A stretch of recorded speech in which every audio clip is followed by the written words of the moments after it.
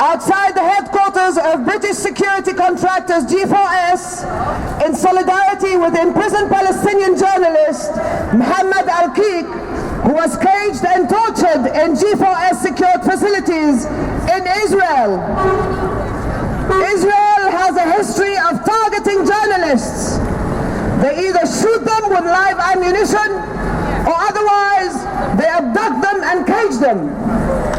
In the last year alone, 574 attacks against Palestinian journalists by Israeli forces were catalogued. That's nearly 2 attacks on journalists every single day. And 2 of those attacks last year resulted in death. Currently, there are at least 17 Palestinian journalists caged in Israeli prisons. Mohammed Al-Qiq is one such journalist.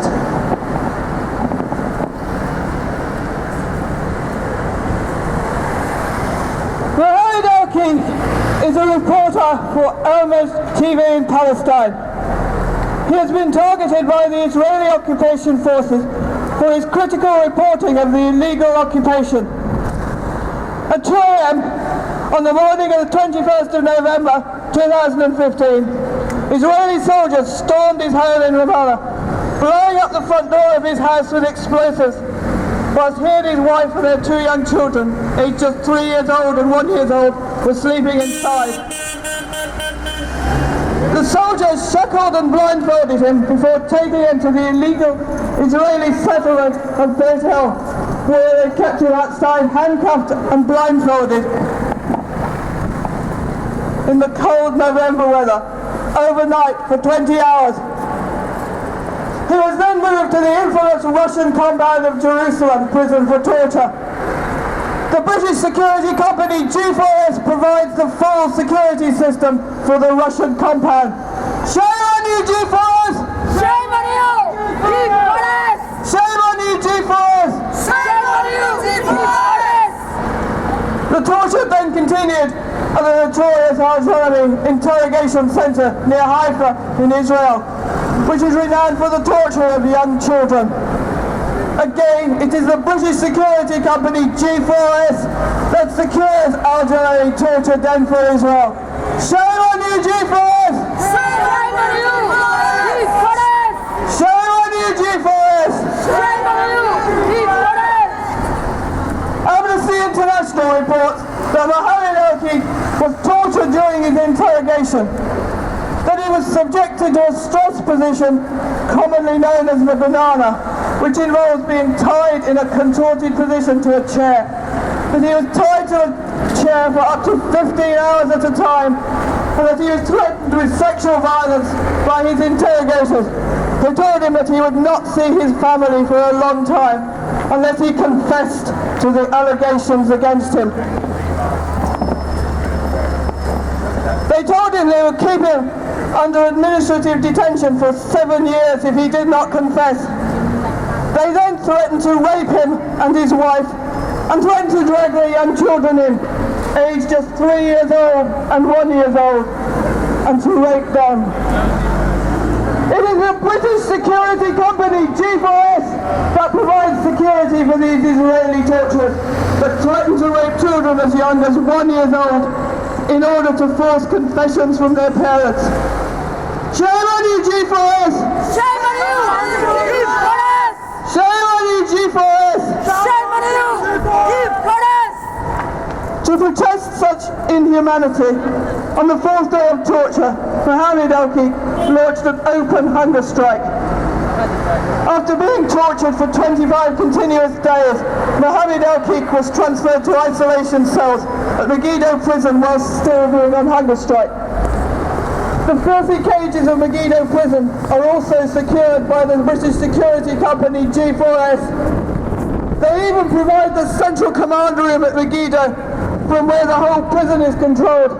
Shame on you, G4S! Shame on you, G4S! He saw his lawyer for the first time at military court on the 24th of December, over a month after he had been abducted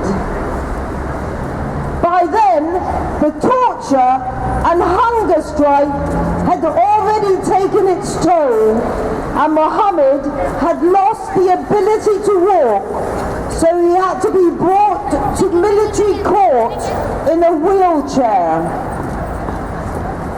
The military court, which has a conviction rate for Palestinians of 99.74%, rejected appeals to release him. The court confirmed that Mohammed's crime was his journalism, accusing him of incitement through his news reports. As his health became critical, he was moved to Hamek Hospital in Afula on the 30th of December, where he was pressured to break his hunger strike. Amnesty International reports, quote, "The Israeli authorities have consistently responded to hunger strikers with punitive measures aimed at pressing them to break their hunger strikes, in some cases amounting to torture or other ill treatment," unquote. On the 10th of January 2016, Israeli prison guards in the hospital shackled both Mohammed's hands and both his legs to his bed and held him down despite his extremely fragile state. Whilst blood was forcefully taken from his right arm and an intravenous drip was inserted against his will into his left arm by colluding Israeli doctors. After 3 months on hunger strike, Mohammed Al-Qiq's lawyers have warned that his life hangs by a thread. He could die at any moment. He can no longer breathe easily and is suffering from severe pain. His body has collapsed. His eyesight is going. He has low heart rate. He is unable to talk and is suffering extreme cramps and stiffness. Doctors in Hamek Medical Center are anticipating his death at any moment. Just a few hours ago, this morning, we heard some wonderful news from Palestine. After 94 days on hunger strike, Mohammed finally won his freedom. In a last-minute deal, Israel has finally relented to release Mohammed on the 21st of May with assurances that he will not be rearrested. Victory to Mohammed Al-Qiq! Mohammed Al-Qiq! Victory to Mohammed Al-Qiq!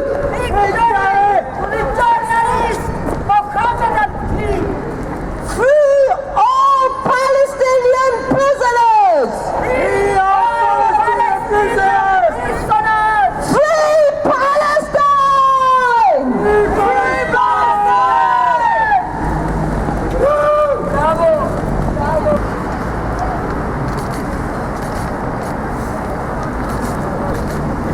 Please, Mohammed, stop the torture! Stop the killing of Palestinian children! This morning, Israel brutally murdered former Palestinian political prisoner Omar Zayed in Bulgaria, where he had settled 22 years ago, married with 3 children. 52-year-old Omar Zayed was born in the illegally occupied West Bank city of Jenin. He was arrested in 1986 for resisting the occupation of his land by illegal Israeli settlers. He was tortured by the Israeli occupation forces and an Israeli military court with a conviction rate of 99.74% convicted him, giving him a life sentence. In 1990, Omar Zayed launched a hunger strike to protest his imprisonment. After 40 days without food, he was transferred to hospital in Bethlehem. Whilst in hospital, he managed to escape the clutches of the occupation and fled Palestine. He finally found his freedom in Bulgaria in 1994, where he settled down and married his Bulgarian wife, with whom he has 3 wonderful children. Together, they ran a Palestinian grocery store in the capital, Sofia. Omar had lived in Bulgaria for 22 years. He is a well-known and respected long-time member of the Palestinian community of Sofia. On the 15th of December, Israel officially requested Omar Zayed's extradition from Bulgaria. Bulgaria, rather than challenge the request, gave Omar 72 hours to turn himself in, which led to Omar seeking refuge in the Palestinian embassy in Sofia. The Bulgarian government and its embassies around the world had been petitioned to reconsider the extradition request on several grounds, including Article 3 of the European Convention on Human Rights, which states it's a violation for a country to extradite someone who, as a result, is likely to face torture. Human rights groups have documented Israel's systematic use of torture, even during the interrogation of young children. Figures from 2014 show that 75% of child prisoners are physically tortured. Some 700 cases of torture have been lodged against the Israeli prison service, and yet not a single one has led to a criminal investigation. Omar Zayed himself was tortured when imprisoned in Israel before he escaped. A legal challenge to the extradition order was being prepared whilst Omar took shelter in the Palestinian embassy. It would appear that rather than risk the extradition being overturned on grounds of Israel's systematic use of torture, Israel decided to murder Omar Zayed. They assassinated him this morning while he was still in the embassy. Reports suggest he was thrown from a high story of the building. The Israeli media were the first to confirm it was an assassination. Inminds Palestinian Prisoners Campaign today mourns the loss of Omar Zayed, a martyr in the struggle for freedom for Palestine. It's only through the courage and sacrifice of individuals that freedom for the nation and the people will be achieved. We demand justice for Omar Zayed, that his murderers and their accomplices be hunted down and brought to justice. Free Palestine! Free Palestine! Show it! Back, Sparta!